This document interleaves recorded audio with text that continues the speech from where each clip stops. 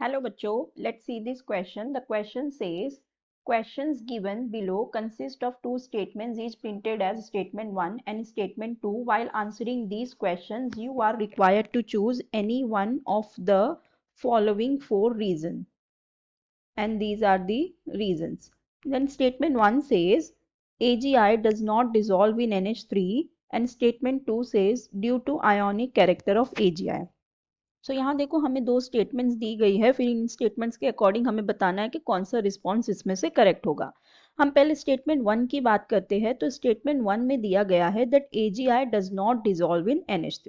ठीक है, देखो अगर हम किसी भी कोई भी सिल्वर हैलाइड की अगर हम बात करें और कोई भी सिल्वर हैलाइड को जब हम अमोनिया के साथ रिएक्ट करवाते हैं तो ये यहाँ पे एक कॉम्प्लेक्स एक फॉर्म करता है कंपाउंड विच इज AgNH3 ठीक है, ये इस तरह से कंपाउंड फॉर्म करता है और ये जो कंपाउंड होता है ये डिजॉल्व होता है। ठीक है, मतलब ये अमोनिया में डिजॉल्व होता है, डिजॉल्व हो जाता है, सोल्यूबल कंपाउंड होता है। ठीक है, AgX। लेकिन अगर हम बात करें सिल्वर आयोडाइड की, कोई और हैलाइड अगर हम लेंगे, फॉर एग्जांपल फ्लोरीन, ब्रोमीन और क्लोरीन अगर हम ले तो वो इस तरह का रिएक्शन शो करता है।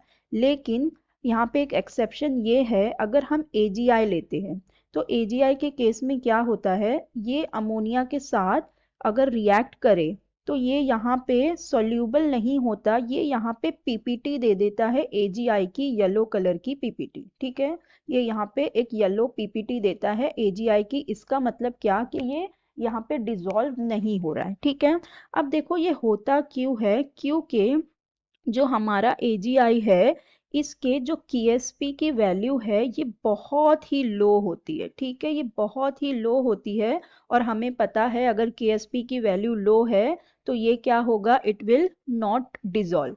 जितनी ज़्यादा KSP की वैल्यू होगी उतना अच्छा वो उसमें डिसॉल्व हो जाता है। KSP की वैल्यू अगर कम है तो वो डिसॉल्व नहीं होगा। तो यहाँ पे जो AgI है ये जो अमोनिया में डिसॉल्व नहीं होता उसका रीज़न क्या है कि जो AgI की KSP की वैल्यू है ये बहुत ही कम है, जिसकी वजह से ये उसे डिसॉल्व नहीं कर पाता, ये इसमें डिसॉल्व नहीं होता। तो इसका मतलब जो हमें स्टेटमेंट 1 दी गई है that AgI does not dissolve in ammonia, this statement is very true, ये इसमें डिसॉल्व नहीं होता, ये हमें PPT दे देता है। ठीक है, अब स्टेटमेंट 2 अगर हम देखें तो ये दिया है due to ionic character of AgI। So देखो हमारे पास है AgI। अब AgI अगर हम देखें तो ये छोटा मॉलिक्यूल होता है, ये बहुत बड़ा एटम नहीं होता, सॉरी मॉलिक्यूल नहीं एटम, ये बहुत ज़्यादा बड़ा एटम नहीं होता।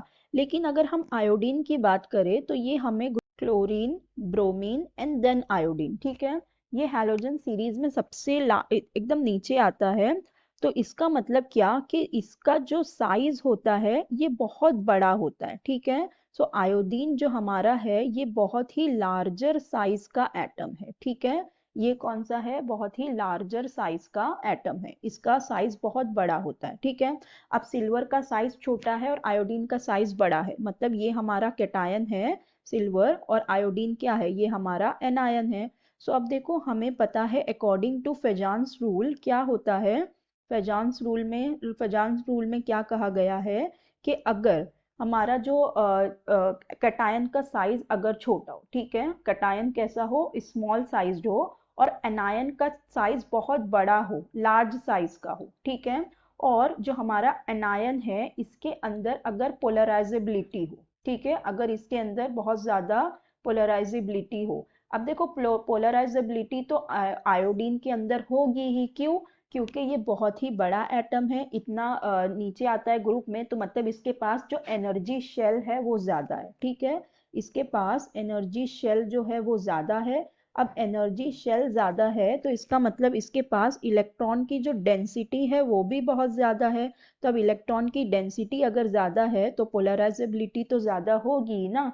तो जिसका तो जो कैटायन का साइज स्मॉल हो और एनायन का साइज बहुत बड़ा हो और एनायन बहुत ज़्यादा पोलराइजेबल हो, उसके अंदर पोलराइजेबिलिटी ज़्यादा हो, तो ऐसे जो एटम, जो ऐसे जो मॉलिक्यूल या कंपाउंड जो बनते हैं वो क्या करने लगते हैं, वो कोवेलेंट कैरेक्टर शो करने लगते हैं रादर देन आयोनिक। उसमें क्या आ जाता है, कोवेलेंट कैरेक्टर आ जाता है। सो इसका मतलब जो हमारा AgI होगा वो क्या करेगा, कोवेलेंट कैरेक्टर शो करेगा, ना कि आयोनिक। तो इसका मतलब ये जो स्टेटमेंट 2 दी हुई है ये बिल्कुल ही रॉन्ग है, फॉल्स है।